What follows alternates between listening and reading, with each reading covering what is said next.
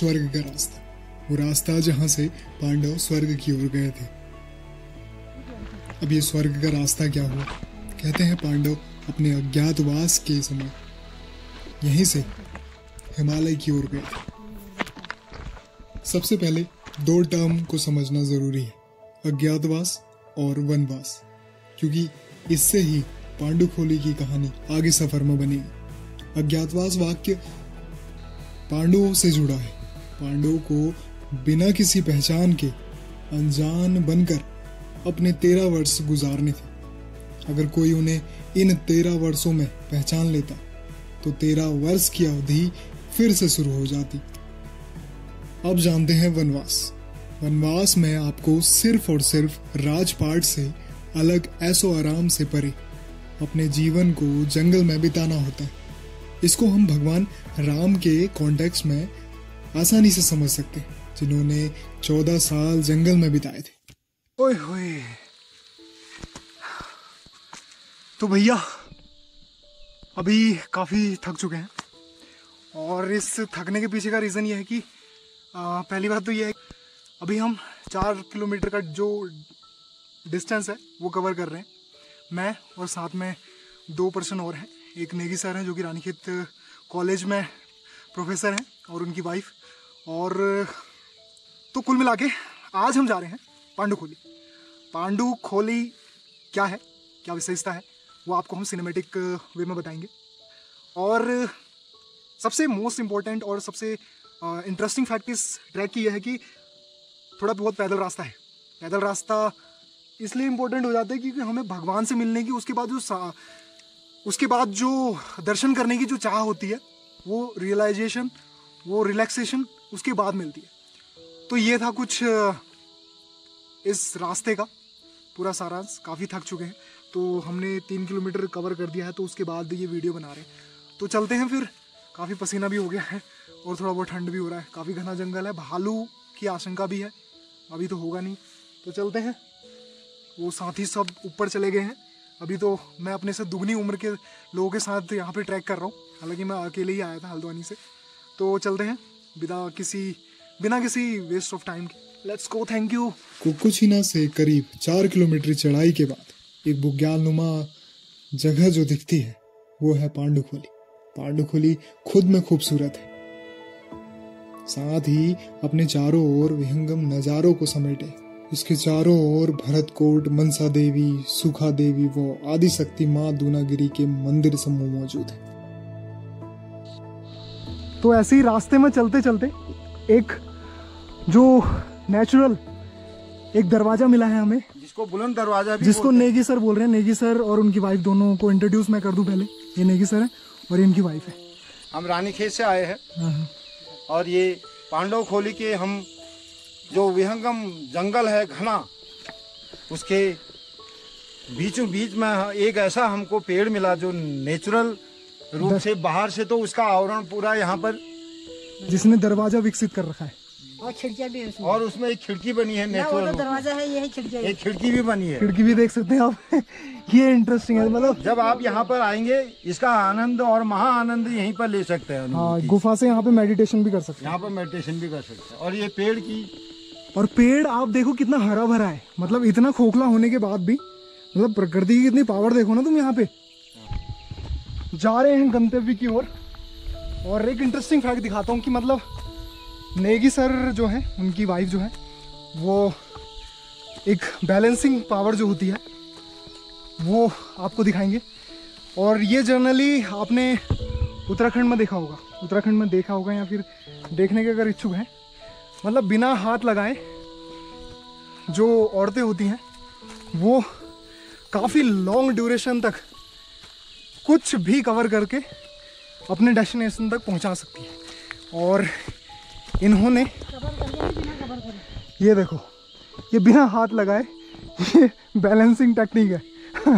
मतलब इन्होंने जो है ग्रेविटी को चैलेंज करके, मतलब जो सर का लचीलापन है, गर्दन का पूरा फ्लेक्सिबलनेस है, उसको कंप्लीट दिखाते हुए चले जा रहे हैं।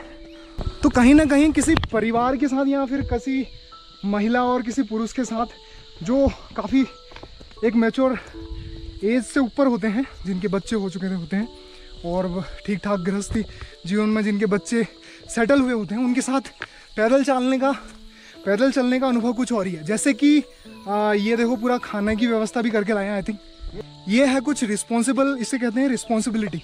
मतलब देखो ये आए हैं, जैसे कि हम तो वेलने हैं, सिर्फ पानी लाए हैं बस हो गया, और ये देखो पूरा खाने का सामान लाए हैं, दैट इज़ कॉल्ड रिस्पॉन्सिबिलिटी। तो ये डगमगाया हुआ एंट्रेंस है पांडुखोली का। एक कहानी और कही जाती है कि पांडवों को ढूंढते हुए कौरव सेना जब इस जगह पर पहुंची, जहां पर कौरव सेना पहुंची, उस जगह का नाम कौरवछिना पड़ा, जिसे आज कुकुछिना के नाम से जाना जाता है। कहानी के अनुसार कुकुछिना से आगे घने जंगल होने के कारण कौरव सेना यहीं से वापस लौट गई। लास्ट टाइम मैं आया था यहाँ पे 2018 के आसपास, तो तब ये ठीक ठाक था। अभी कुल मिला के ये पूरा विखंडित हो चुका है।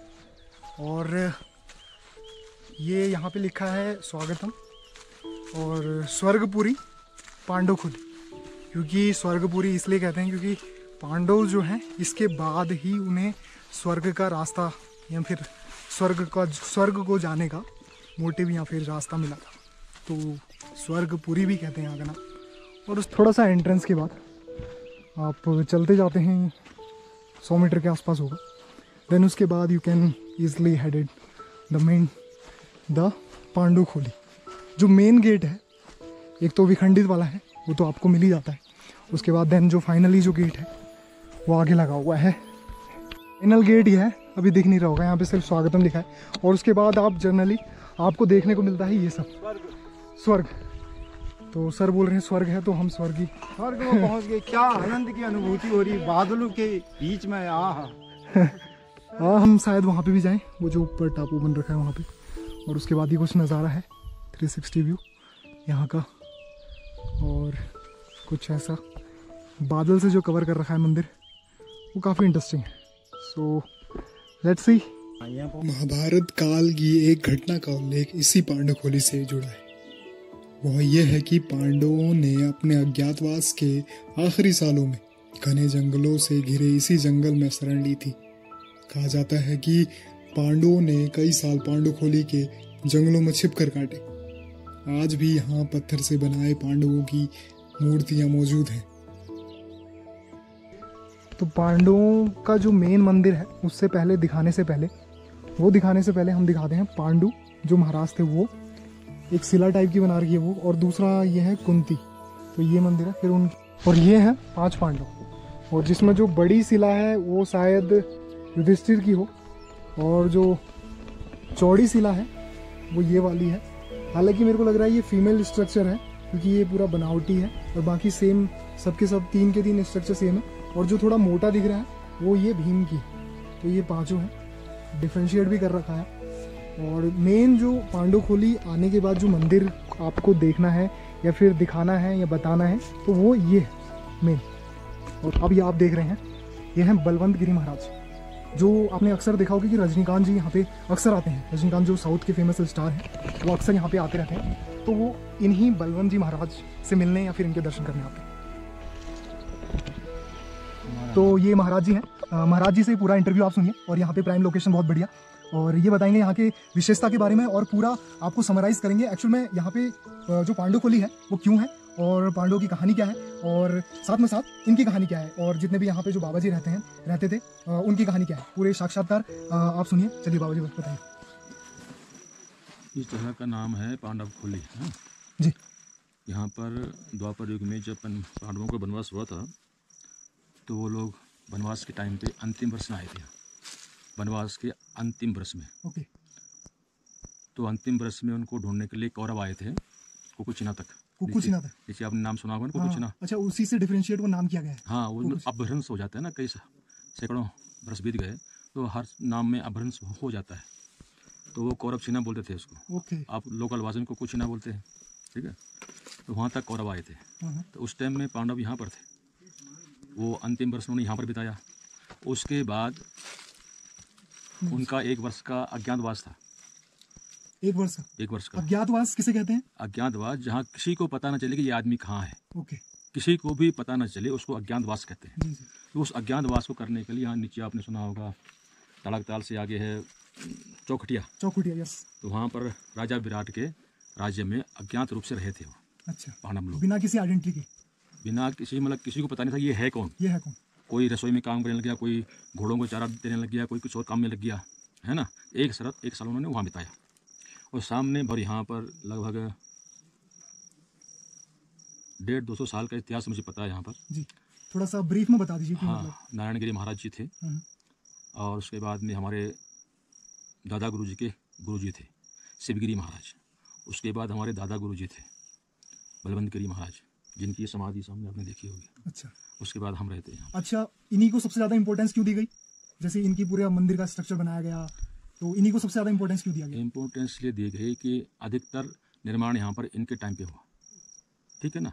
और फिर इनके टाइम पे कुछ सुविधा भी हो गई, समझ गए ना। समय समय की बात होती है ना।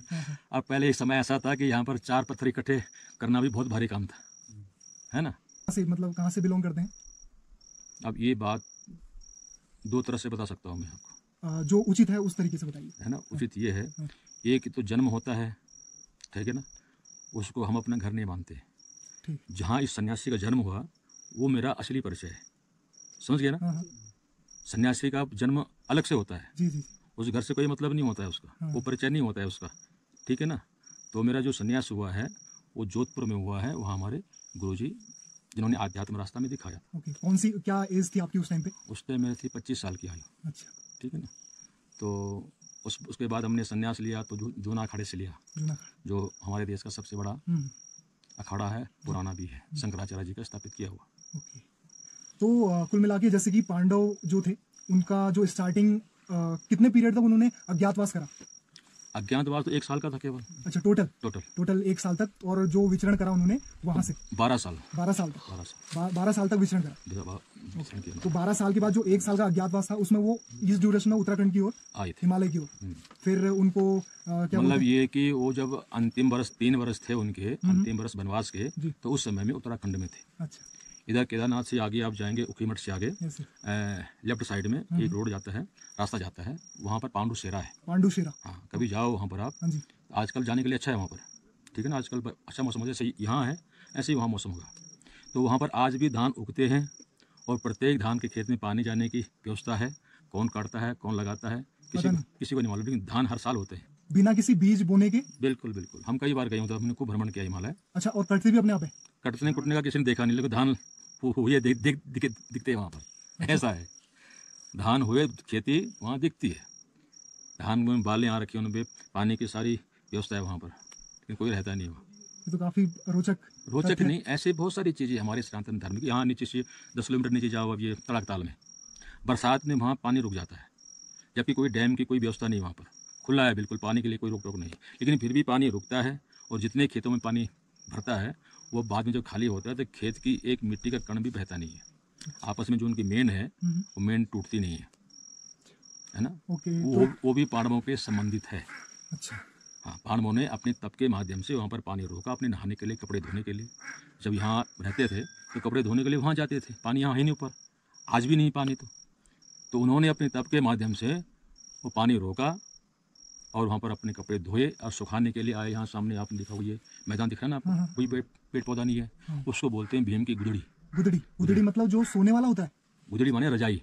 उनको धो के वहाँ सुखाते थे वो। यहाँ पर आज भी वहाँ पर कोई पेड़ नजर नहीं आ रहा, आप फोटो खिंचवाना। अच्छा, उस रजाई को जिसमें वो सोते थे उसको सुखाते थे। ओके। जैसे हम अपने बिस्तर धोते हैं ना, तो बिस्तर वहाँ धोने जाते थे नीचे, कम से कम 10-15 किलोमीटर है नीचे वो। तो हमारे माइंड में अभी तक ये बना हुआ था कि वहाँ पे वो जो साउंड करता है ना, धम धम, तो भगवान जो भीम थे, भीम जी तो उसमें लेटा करते थे। हमारे माइंड में ये बना हुआ है आज तक। वो वहाँ पर गुदड़ी सुखाते थे। अच्छा, इतनी बड़ी थी? और इतनी बड़ी थी, और उतने एरिया में आज भी कोई पेड़ नहीं होता। अच्छा। आप देख लो, राउंड में पेड़ है लेकिन बीच में नहीं है ना। हमने कई बार पेड़ लगा के देखा, लेकिन वो होता नहीं होता। ये जो एरिया है, ये जो आप देख रहे हैं मेरे पीछे, एक्चुअली ये धम धम कर रहा है, तो इसका मतलब ये नहीं कि भीम की गद्दी या भीम का गुदड़ा बोलते हैं यहाँ लोकल में, गुदड़े का मतलब होता है जिसमें सोते थे पहाड़ी क्रूज में।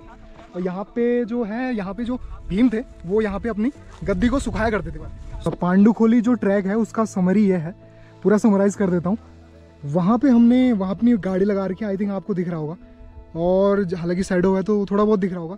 और वहाँ से वो थोड़ा सा रास्ता दिख रहा है, ये वाला रास्ता है, फिर उसके बाद थोड़ा सा प्लेन है, फिर उसके बाद ये वाली चढ़ाई है, देन उसके बाद फिर प्लेन है, फिर उसके बाद आप डायरेक्टली पहुँच जाते हैं इस वाले एरिया पे। तो यहाँ से ये वाला जो एरिया है यही पांडुखोली का मेन एरिया है, जो कि आपको वहाँ से चढ़ के हुए ये कुल मिला के 4 किलोमीटर का पैच है, तो आप इजीली आ सकते हैं। और साथ में साथ हमने भोजन भी कर लिया है। और तो ये था कुछ नज़ारा पांडुखोली का। आई थिंक आपको यहाँ से जो भी इंफॉर्मेशन है या बाबा जी ने जो भी आपको बताया, कहीं ना कहीं आपको टच करा होगा माइंड में या हार्ट में कहीं भी। तो बिल्कुल आप आइएगा, ट्रैक है, जीवन का जीने का अनुभव मिलेगा, और साथ में साथ बाबा जी से साक्षात्कार या फिर बाबा जी के समक्ष जाने का अगर मौका मिलता है तो ज़रूर जाइएगा। मिलते हैं किसी और सफ़र के साथ। आई थिंक आपने एंजॉय किया होगा। तब तक signing off, peace out, thank you.